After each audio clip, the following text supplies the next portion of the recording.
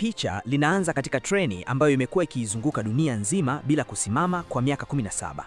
Na ikiwa treni hii itasimama, wanadamu wote wataangamia. Hii ni hadithi ya siku za baadaye ambapo miaka 17 iliyopita kutoka leo, ili kuzuia ongezeko la joto la dunia, wanasayansi wakatoa kemikali ya kuleta baridi kwenye anga la dunia. Kusudi lake lilikuwa kupunguza joto la dunia, lakini mambo yakaenda kinyume na matarajio yao. Kemikali hiyo ikapunguza joto la dunia kupita kiasi, jambo lililoifanya dunia kufunikwa na tabaka nene la barafu, na enzi ya barafu zikaanza duniani. Sasa karibu viumbe vyote vilivyo hai duniani vilikuwa vimetoweka, lakini watu walionusurika na maangamizi hayo walikuwa ndani ya treni ambayo ilijengwa na wanasayansi kabla ya janga la barafu. Reli zake zilienea umbali mrefu sana duniani kote, na treni hii ilipitia kila nchi duniani. Treni hii haikuathiriwa na baridi wala joto. Ilikuwa na aina maalum ya engine iliyotengeneza nishati yenyewe na kuifanya treni hii kuendelea kukimbia kwa kasi kamili bila kusimama. Kwa kasi hii, treni ilikamilisha mzunguko mmoja kamili wa dunia mara moja kila mwaka. Hata hivyo, treni hii ilijengwa kwa ajili ya matajiri. Ilikuwa na kila aina ya huduma ya starehe na anasa. Matajiri walionusurika kupanda treni hii kulipa pesa waliishi kwa starehe katika sehemu ya mbele ya treni. Lakini watu maskini na wa tabaka la kati waliopanda treni hii kuokoa maisha yao kutokana na baridi, maisha yao yalikuwa mabaya kuliko ya wanyama. Waliwekwa katika sehemu ya nyuma ya treni, yaani sehemu ya mika, ambayo haikuwa tofauti na gereza. Hawakuwa na vitanda vya kulalia wala chakula kizuri cha kula. Chakula walichopewa ni kipanda kimoja cha protein kila siku. Kwa miaka 17 iliyopita, maisha ya watu wa sehemu ya mika yalikuwa kama kuzimu. Hata hivyo, hapo zamani baadhi ya watu maskini walikuwa wameandamana dhidi ya matajiri kudai haki zao, lakini wote waliuawa mikononi mwa walinzi wenye silaha waliokuwemo kwenye treni. Walinzi hao waliendelea kuwachunga watu wa nyuma ili kuhakikisha hakuna mtu atakayethubutu kuinua sauti dhidi yao. Lakini kwa kujificha dhidi ya macho ya walinzi hao, Curtis alikuwa akiandaa maandamano mengine dhidi ya matajiri. Curtis alikuwa akifanya mapinduzi hayo chini ya uongozi wa mwanaume aitwaye Gilliam. Curtis alitaka kufika kwenye injini ya treni kwa namna fulani na kuchukua umiliki wa treni hiyo mikononi mwake. Kulikuwa na mtu ndani ya treni aliyekuwa akiwasaidia katika mpango wa shambulio. Mtu huyo mara kwa mara aliwatumia ujumbe uliofichika ndani ya vipande vya protein na kuwaambia kuhusu mpango uliofuata. Leo pia Curtis akapokea ujumbe mwingine kutoka kwa mtu asiyejulikana, ambapo alikuwa ameandika jina la mwanaume aitwaye Namong Minsu. Curtis akajua kwamba Namong alikuwa mtaalamu wa usalama uliohusika kubuni mfumo wa usalama wa treni hii, lakini kwa wakati huo alikuwa amefungwa jela katika sehemu ya mbele ya treni, na sehemu ya gereza ilikuwa behewa 3 mbele yao. Curtis akawa amepanga kwamba wakati walinzi wakija kuwapa vipande vya protini asubuhi, milango ya sehemu zote 3 za mbele za treni zitafunguliwa, ambapo walinzi wataingia ndani. Kulingana na mpango wa Curtis, wakati huo huo watapaswa kuwashambulia walinzi na kuingia behewa ya 3 kisha kumtoa Namong gerezani. Baada ya hapo, Namong ataweza kuwafungulia sehemu za mbele za treni. Hivyo baadhi ya watu bado walikuwa wanaogopa kwamba hawatoweza kuhimili bunduki za walinzi. Lakini Curtis alikuwa na uhakika kuwa risasi zote za walinzi zilikuwa zimeisha wakati wa kuzima maandamano yaliyopita. Na kwa sababu risasi zilikuwa chache ndani ya treni hiyo, walinzi hao walikuwa wakibeba bunduki tupu ili kuwatisha. Muda huo katika sehemu ya mkia wa treni kulikuwa pia na mvulana aitwaye Edgar aliyemchukulia Curtis kama shujaa wake na alikuwa akimsaidia kikamilifu katika kazi hiyo. Curtis alikuwa amefanya maandalizi yote ya maandamano hayo.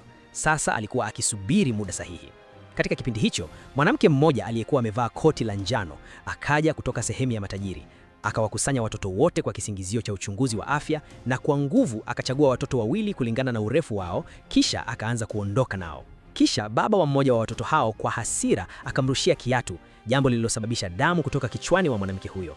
Lakini bado mwanamke huyo akatabasamu na kuendelea kuwaondoa watoto hao. Wakati huo mwanamke aitwaye Mason alikuja pale, ambaye alikuwa afisa wa cheo cha juu katika treni hiyo. Mason akampa baba huyo asiye na msaada adhabu kali sana kwa sababu ya kupinga, kiasi kwamba ikawatikisa roho watu wote waliokuwepo pale. Kwa amri ya Mason, walinzi wakautoa mkono wa mwanaume huyo nje ya treni na kuuacha ugande kwenye barafu, kiasi kwamba walipoupiga kwa nyundo, mkono wake ulivunjika vipande kama kioo. Mwanaume huyo akajikunyata kwa maumivu makali. Mason akawaambia tena watu maskini kwamba walikuwa pale kwa huruma ya mmiliki wa treni aliyeitwa Wilford. Hivyo nafasi yao itabaki daima chini ya viatu vya matajiri. Hawakuwa na haki ya kupinga. Ukatili huu ukawasha zaidi moto wa maandamano uliokuwa ukiwaka ndani ya Curtis na wenzake. Asubuhi iliyopita, Curtis na wenzake walikuwa tayari kabisa kwa shambulio hilo. Muda huo walinzi wakafungua mlango na kuingia ndani kugawa vipande vya protini. Huu ulikuwa muda sahihi kwa Curtis kusonga mbele ndani ya treni, lakini watu waliobaki bado walikuwa wanaogopa bunduki za walinzi. Ndipo Curtis akamkaribia mlinzi mmoja, akaielekeza bunduki kichwani mwake mwenyewe na kufyatua risasi. Kumbe kweli bunduki ya mlinzi ilikuwa tupu. Walipoona hivyo, wenzake wote wa Curtis wakawashambulia walinzi hao na kusonga mbele wakiwa na bomba refu lililotengenezwa kwa mapipa ya chuma. Waliweka mapipa hayo katikati ya milango ili milango isiweze kufungwa. Baada ya hapo, Curtis na wenzake wakaendelea kuwapiga walinzi hadi mwishowe wakafika sehemu ya gereza. Katika sehemu ya gereza, wafungwa walikuwa wamefungiwa ndani ya makabati. Edgar akafungua kabati la Namong kwa ufunguo aliouiba kutoka kwa mlinzi. Namong akaamka huku akiongea bila mpangilio. Namong alikuwa mtumiaji mkubwa wa dawa za kulevya. Ndani ya treni hiyo kulikuwa na vidonge vya dawa vilivyotumiwa kama mbolea ambavyo vilitengenezwa kutokana na taka za viwandani. Ndio maana vidonge hivyo pia vilikuwa vinawaka moto kwa urahisi. Namong alikuwa ameathirika sana na vidonge hivyo. Akitumia hali hiyo, Curtis akafanya makubaliano na Namong kwamba ikiwa atawasaidia kwenda mbele, atampa kidonge kimoja cha dawa kwa kila mlango atakaofungua. Lakini Namong akafungua kabati lililokuwa pembeni yake ambapo binti yake Yona pia alikuwa amefungwa. Namong akasema, vidonge viwili kwa ajili yetu wote wawili, kwa sababu binti yangu pia ataenda pamoja nasi. Curtis akakubali hilo. Kisha kwa msaada wa Namong wakafungua milango ya treni na kusonga mbele sehemu mbili zaidi, na Namong akaanza kufungua sehemu ya 3. Lakini kisha binti wa Namong, Yona, akawaambia bila hata kufungua mlango kwamba kulikuwa na mwanaume aliyening'inia ndani, na mlango ulipofunguliwa kweli kulikuwa na mwanaume aliyekuwa akining'inia humo akitengeneza mashine. Hii ilikuwa sehemu ya chakula ambapo vipande vya protini vilitengenezwa kwa ajili ya watu wa sehemu ya mkia wa treni. Mwanaume aliyekuwa akitengeneza vipande hivyo awali alikuwa mmoja wa watu wa sehemu ya mkia, lakini alikuwa mpishi. Ndiyo maana maafisa wa treni walimweka kufanya kazi ya kutengeneza vipande vya protini. Mpishi huyo alitengeneza vipande vya protini kwa kutumia mashine za kisasa. Muda huo, Curtis akaangalia kwenye vyombo ili kujua vipande vya protini vilikuwa vinatengenezwa kwa kutumia nini. Na alipoangalia ndani, akahisi kama kutapika kwa sababu vipande hivyo vilikuwa vinatengenezwa kwa kusaga wadudu na mende. Hata hivyo, Curtis aliona ni bora kuficha ukweli huo kutoka kwa wengine. Katika kipindi hicho, Curtis akaona mpishi huyo alikuwa akiweka kile kidonge maalum ndani ya kipande cha protini ambacho ndani yake kulikuwa na ujumbe waliokuwa wakipewa. Curtis akamtishia mpishi huyo na kumuuliza, "Wewe ndiye unayetutumia ujumbe huu?" Mpishi akasema, "Hapana, kuna mtu huacha kidonge hiki hapa nami nakitia ndani ya kipande cha protini na kuwatumia." Curtis akaufungua ujumbe huo na kuuangalia. Ulikuwa umeandikwa neno maji. Kisha Gilliam akasema, "Labda mtu wetu anayetutumia ametuambia tufike kwenye sehemu ya usambazaji wa maji." Mpishi akasema, "Sehemu ya usambazaji wa maji ipo vyumba vichache mbele ambapo maji husafishwa na kutumika tena." Gilliam akaongeza kusema, "Sehemu ya maji ndiyo sehemu muhimu zaidi ya treni hii. Tukiiweka chini ya umiliki wetu, itamaanisha tumeshika maisha ya matajiri mikononi mwetu. Hatutahitaji hata kufika kwenye injini ya treni. Tunaweza kukata maji ya matajiri na kulazimisha madai yetu yakubaliwe." Waliposikia hayo, morali ya kila mtu ikapanda zaidi. Kisha wakasonga mbele kwa msaada wa Namong, wakafika kwenye mlango wa sehemu ya maji na Namong akaanza kuufungua mlango huo. Muda huo, Curtis akamuuliza Yona, "Kuna nini nyuma ya mlango? Unajuaje haya?" Ghafla Yona akaona kitu. Akakimbia kwenda kwenye mlango na kusema, "Msifungua mlango." Lakini ilikuwa tayari amechelewa. Namong alikuwa tayari amefungua mlango. Walipoona kilichokuwa mbele yao, Curtis na wenzake wakasimama kwa hofu kwa sababu katika sehemu hiyo kulikuwa na walinzi wengi waliokuwa wameshikilia mashoka mikononi mwao kama kifo chenyewe. Lakini Curtis hakuwa mtu wa kurudi nyuma kwa sababu ya hofu. Wengine walipomwona Curtis, nao pia wakapata ujasiri. Hapo mapambano makali yakaanza kati ya makundi hayo mawili. Pande zote mbili zikaanza kuuana na kukatana bila huruma. Lakini ghafla, afisa mmoja wa treni akaja pale na kupaza sauti kupitia kipaza sauti, "Simameni nyote, tunakaribia kupita daraja la Yakatarina." Waliposikia hivyo, watu wote wakasimama na walinzi wakaanza kuhesabu kwa sauti. Hesabu yao ilipomalizwa, treni ikagusa daraja la Yakatarina. Walinzi wote wakapiga kelele, "Heri ya mwaka mpya."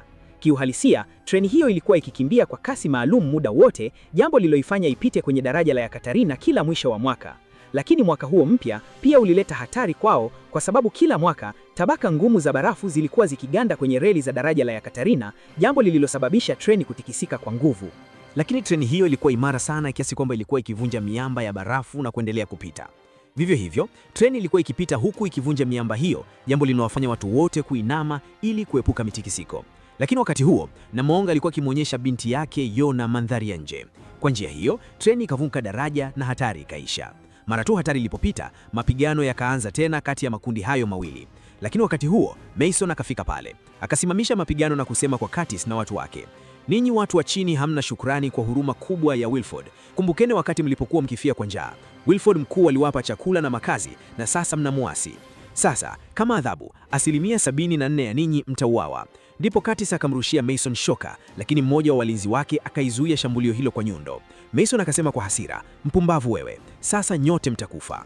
Baada ya kusema hivyo, Mason na walinzi wote wakavaa miwani ya kuona gizani, kwa sababu baada ya daraja la Yakatarina, treni ilikuwa ikipitia kwenye handaki. Lakini Curtis na wenzake hawakujua hilo, kwa sababu maisha yao yote walikuwa wameishi katika sehemu zilizofungwa za treni.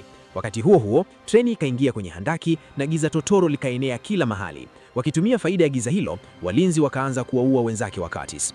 Curtis na wenzake wakaanza kupiga mashoka bila kuona chochote ili kuokoa maisha yao. Hakuna aliyeweza kuelewa jinsi ya kupambana na walinzi bila mwanga.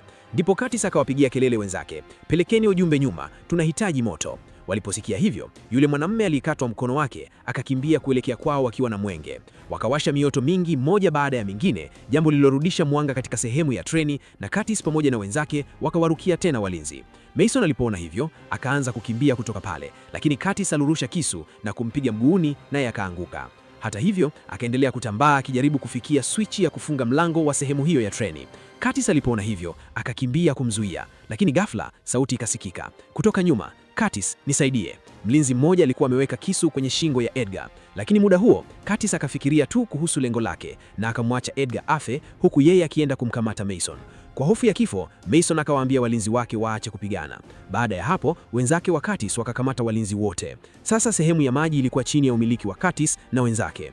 Curtis akamtishia Mason na kusema, mpigie simu bosi wako Wilford, vinginevyo utakufa, na pamoja na hilo tutakata maji ya watu wenu. Lakini Mason akasema, inaonekana mnaelewa vibaya, kwa sababu maji hayatoki hapa, bali yanatoka mbele ya treni, kama vile tembo anavyovuta maji kwa mkonga. Vivyo hivyo, treni hii huvuta barafu kutoka mbele na kuigeuza kuwa maji. Sikiliza, chochote mtakachokifanya, Wilford hatakuja hapa, lakini mkiniokoa maisha yangu, nitawaongoza hadi kwenye engine ambako Wilford anaishi. Curtis akakubali hilo. Akamwambia Gilliam, sasa Mason yuko upande wetu, kwa hiyo safari yetu itakuwa rahisi. Ninyi baki hapa pamoja na wengine. Mimi nitaendelea mbele na baadhi ya watu na kuiteka engine, kisha nitawasiliana nanyi. Baada ya hapo, mtatuongoza. Gilliam aliposikia hivyo akasema, sawa, lakini nifanyie jambo moja. Mara tu utakapomkamata Wilford, mkate ulimi wake, usimpe hata nafasi ya kuongea. Baada ya kufanya uamuzi huo, Curtis akasonga mbele pamoja na Mason na baadhi ya watu. Sasa kuanzia hapo kwenda mbele, sehemu za matajiri zilianza. Walikuwa wanawalisha watu wa sehemu ya mkia wadudu na mende, lakini kwa ajili yao matunda na mboga zilikuwa zikilimwa ndani ya treni yenyewe. Pia kulikuwa na bwawa kubwa la samaki katika sehemu moja, na mbele zaidi kulikuwa na sehemu ya nyama. Baada ya kuvuka hapo, wakafika kwenye sehemu ya shule ambapo mwalimu mmoja mjamzito alikuwa akiwafundisha watoto. Huko watoto walifundishwa kila siku historia ya matendo makubwa ya Wilford na kuonyeshwa kwenye TV jinsi Wilford aliyekuwa akicheza na treni za toy akiwa mtoto alivyokuja kuanzisha makampuni ya Wilford alipokuwa mkubwa na kugundua injini hii ya treni ya kifahari isiyosimama. Hata hivyo, kabla ya enzi ya barafu, ulimwengu wote ulikuwa ukiona uvumbuzi wa Wilford kuwa hauna maana. Lakini leo uvumbuzi huo ndio uliowaokoa wanadamu.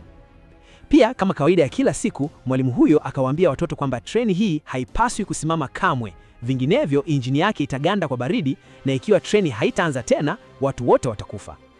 Muda huo, muda wa chakula cha mchana kwa watoto ukafika, na mwanaume mmoja akaingia pale akiwa na torori lililojaa mayai. Watoto wote wakaruka kwa furaha walipoona hayo, kwa sababu mayai yalikuwa yamekuwa kitu cha thamani sana.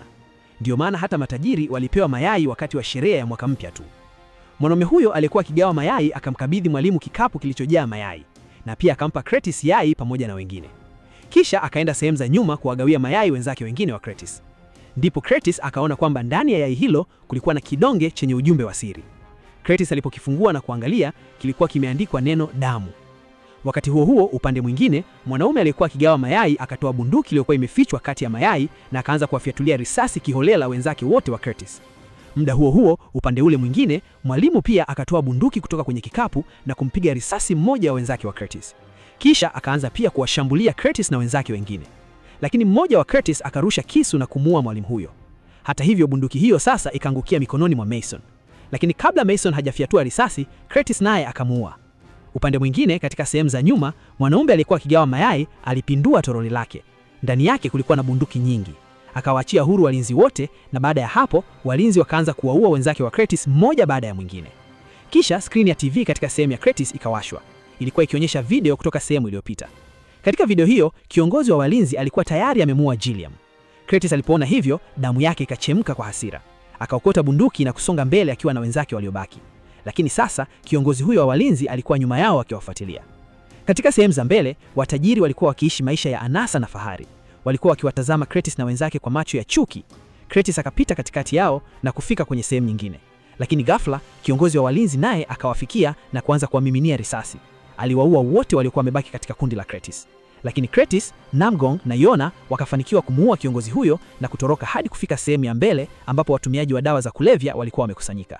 Huko watajiri walikuwa wamelala huku wakiwa wamelewa na dawa za kulevya. Namong akachukua vidonge vingi vya dawa za kulevya. Pia wakaiba nguo za joto. Kisha hatimaye wakafika kwenye chumba cha injini ambapo Wilford alikuwa. Walipofika huko, Yona akapoteza fahamu kwa sababu ya dawa za kulevya.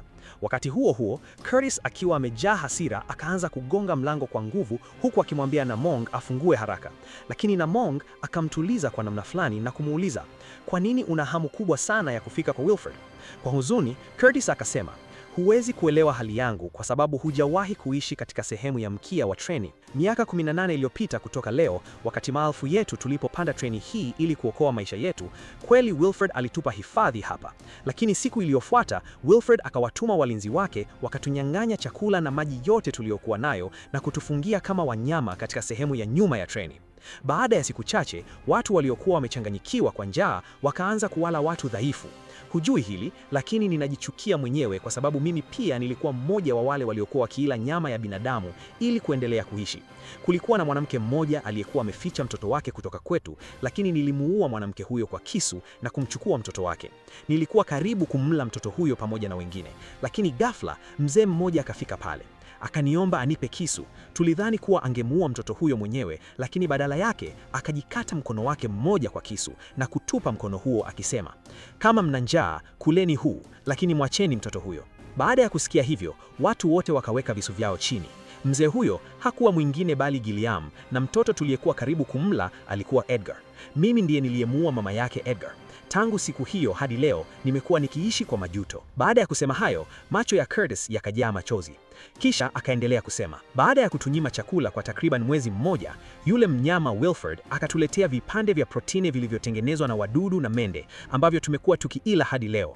Ndio maana kwa miaka 18 moto wa chuki dhidi ya Wilford umekuwa ukiwaka ndani yangu, na sasa nimepata nafasi ya kumfikia. Hivyo tafadhali fungua mlango huu." Lakini Namong akasema, "Curtis, nataka kufungua mlango si wa chumba cha Wilford, bali mlango wa kwenda nje ambao umefungwa kwa miaka 18 kwa sababu nataka kutoka humu." Curtis akasema, "Unataka kuganda hadi kuganda kwa baridi ya nje?" Namong akajibu, "Unajua, nimekuwa nikiitazama daraja la Yakatarina kwa miaka 18. Kuna ndege iliyopata ajali huko chini iliyozikwa kwenye barafu.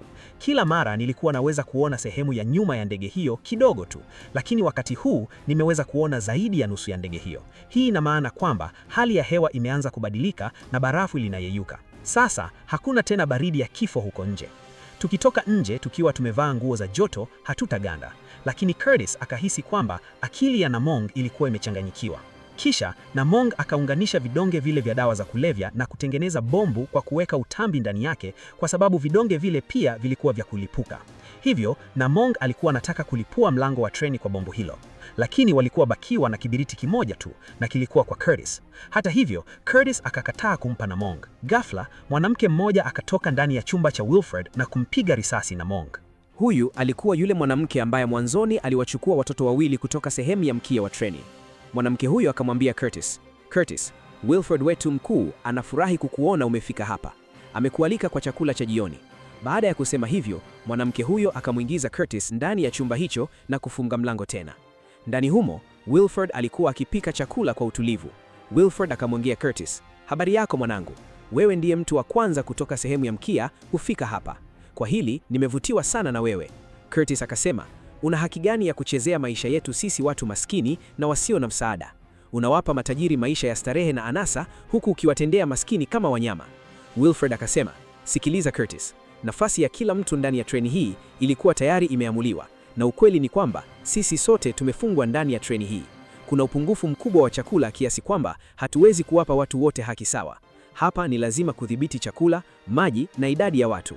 na kwa hilo tunalazimika kuchukua hatua kali. Unataka kujua jinsi tunavyodhibiti idadi ya watu? Kama vile nyinyi hujiandaa kwa vita, vivyo hivyo sisi pia huandaa watu kutoka sehemu ya mbele kupigana nanyi. Makundi yote mawili hupigana na kupunguza idadi ya watu. Wilford akaendelea kusema, mpango wa mimi na Gilliam ulikuwa ukifanya kazi vizuri hadi sasa, lakini wewe umeuharibu. Curtis akashtuka sana aliposikia hayo. Akauliza, mpango wa wewe na Gilliam? Wilford akasema, bado hujaelewa. Mimi na Gilliam tulikuwa washirika. Tulifanya kazi hii pamoja. Ujumbe wote uliokuwa ukipokea, mimi ndiye niliyekuwa nikituma. Kila mara idadi ya watu ndani ya treni ilipozidi kuongezeka, nilimtumia Gilliam ujumbe wa kuanzisha uasi. Kisha Gilliam alikuwa akiwasha moto wa mapinduzi miongoni mwenu kulingana na ujumbe huo. Upande mmoja, Gilliam aliwaandaa watu kutoka sehemu ya mbele kwa ajili ya vita, na upande wa pili, watu wangu waliwaandaa watu wa sehemu ya mbele kupigana dhidi yenu. Kisha pande zote mbili zilikuwa zinapigana na kuuana wenyewe kwa wenyewe. Kwa njia hiyo, mimi na Gilliam tulikuwa tukidhibiti idadi ya watu ndani ya treni. Curtis hakuamini masikio yake. Wilford akaendelea, kulikuwa na makubaliano kati yangu na Gilliam kwamba kamwe asingewaacha watu wa sehemu ya mkia wafike sehemu ya mbele. Na hadi sasa ndivyo ilivyokuwa ikitokea. Lakini wakati huu umefanikiwa kufika sehemu ya mbele kwa ujasiri wako, na kwa sababu yako sehemu ya mbele imeharibika sana. Ndiyo maana Gilliam akalazimika kulipa gharama ya kosa hilo kwa kufa. Hata hivyo, sasa mtu mwingine wa upande wetu amechukua nafasi ya Gilliam. Baada ya kusikia hayo, Curtis akavunjika moyo sana. Wilfred akamwambia Curtis, sasa mimi nimezeeka na nataka mtu wa kushughulikia treni hii kwa niaba yangu. Gilliam aliniambia kuwa wewe ni mwenye akili na mjasiri, na mimi pia nimejionea hilo. Kwa hiyo, nataka wewe uchukue nafasi yangu kuiongoza treni hii. Curtis akaanza kuwaza kwa kina baada ya kusikia hayo. Wakati huo huo, upande mwingine, wale matajiri wanaotumia dawa walikuwa wamewashambulia Namong na Yona. Namong alikuwa akipambana nao, huku Yona akijaribu kufungua chumba cha Wilford ili aweze kuchukua kibiriti kutoka kwa Curtis na kuilipua mlango wa treni. Kisha Yona akaufungua mlango. Alipoona hivyo, yule mwanamke akatoka ndani akiwa na bunduki, lakini Yona aliyekuwa amejificha nyuma ya mlango akampiga na kumaliza maisha yake. Baada ya hapo, Yona akaenda kuchukua kibiriti kutoka kwa Curtis, lakini Curtis akiwa ameathiriwa na maneno ya Wilfred, alikuwa tayari amekubali kuchukua jukumu la kuiongoza treni. Akamsukuma Yona nyuma. Kisha Yona akaona kitu chini ya sakafu. Akaanza kuondoa kipande cha sakafu kwa msaada wa kijiko. Mara tu alipokiondoa, yeye na Curtis wakashangazwa na kile walichokiona chini. Kulikuwa na mtoto mdogo akifanya kazi kama sehemu ya mashine. Huyo alikuwa yule mtoto ambaye mwanamke huyo alimchukua mwanzoni. Wilfred akamwambia Curtis, umeshangaa. Kwa kweli, treni hii inahitaji mashine na hatuwezi kutengeneza mashine mpya hapa. Shukrani kwenu watu wa sehemu ya Mwika ambao hamkosi kuzaa watoto, kwa sababu ni watoto tu wanaoweza kutoshea katika nafasi hii ndogo. Ndiyo maana tunawahitaji watoto hapa. Alipoona ukatili huo wa Wilfred, Curtis alimshambulia kwa hasira na kumuua. Baada ya hapo, Curtis akampa Yona kibiriti na akaingiza mkono wake ndani ya mashine inayozunguka ili kumtoa yule mtoto. Lakini katika kufanya hivyo, mkono wa Curtis mwenyewe ukaumia. Muda huo huo, upande mwingine, Yona akawasha bomu na kujificha ndani ya chumba cha Wilfred akiwa amembeba yule mtoto. Kabla mlipuko haujatokea, Namong akajaribu kufunga mlango wa chumba hicho, lakini swichi ya mlango ikaharibika. Walipoona hivyo, Curtis na Namong wakamkumbatia Yona na yule mtoto ili kuwalinda. Kisha mlipuko mkubwa ukatokea ndani ya treni na kuupasua mlango wa treni vipande vipande.